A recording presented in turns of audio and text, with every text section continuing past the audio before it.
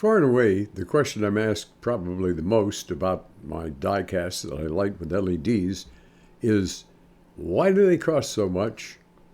Closely coupled with, how long does it take to do one of these? The answer to the second question is, it depends. Depends on the complexity. The second question answer also reflects back to the first, because after all, I'm not getting rich at this, but I do like to get a few bucks for the time I've put into these things, and sometimes it's considerable. So I've chosen the current project to take a close look, time-wise and otherwise, at how it goes together, in hopes that you'll understand at least a little bit of what it takes to make one of these things light up. This will be the subject of the video, and it's a 1/50th scale street sweeper, and what I've done with it is I put about 6 LEDs in it, and it gets rather complex because of its small size. Not a lot of room to work inside. It's only about 3.5 inches long and not very tall. Here's what this thing looks like when I get all the parts off of it, ready to start work on the actual body and getting the LEDs in place. There's a lot of small stuff.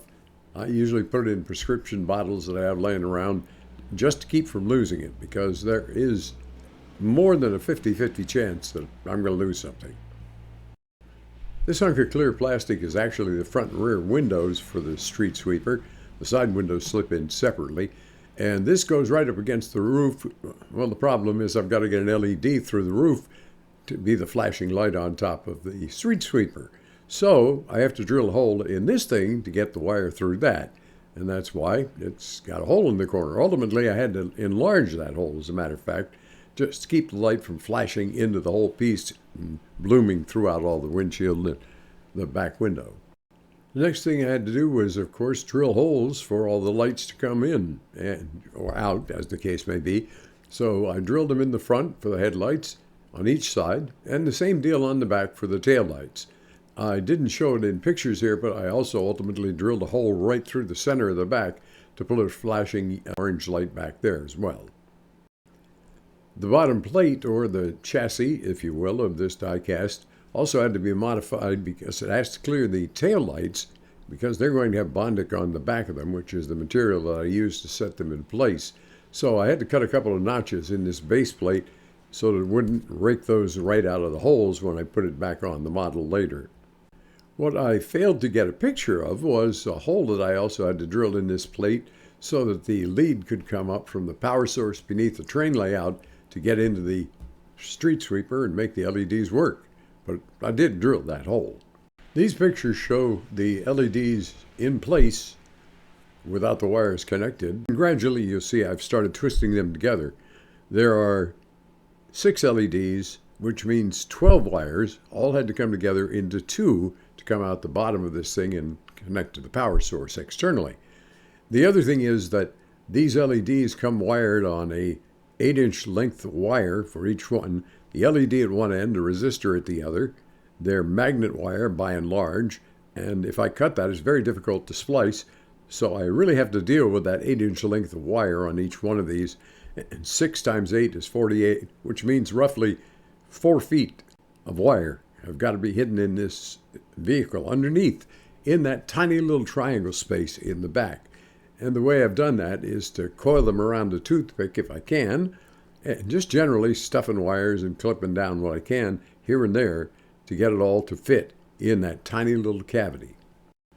Another thing I've done, and it's just for appearance, is the brushes that are normally out at the side of the street sweeper were just molded in black plastic, and they really didn't stand out as brushes.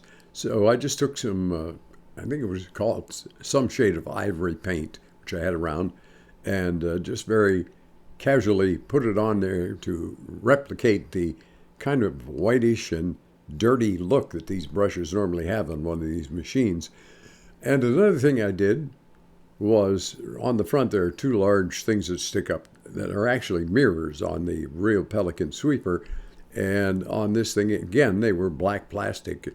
Didn't think that would look too good, so I painted them with silver paint on the side facing the cab. One thing you have to remember is these things are probably seen on train layouts from 6, 8 or more feet away.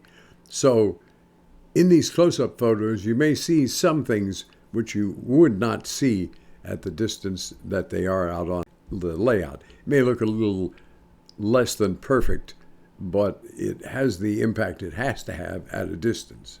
So now let's go back to those original two questions. How long does it take to do something like this? The answer, and I kept the log of it very carefully, is 5 hours. That's right, 5 hours.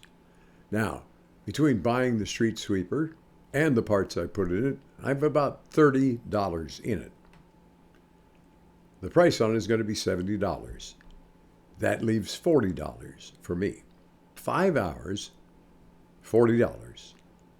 Do the math. I'm not getting rich at doing this. But I often like to describe it as a hobby out of control.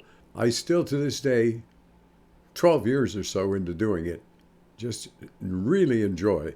When I get one of these things done, I can look at it and say, holy cow, look what I just did.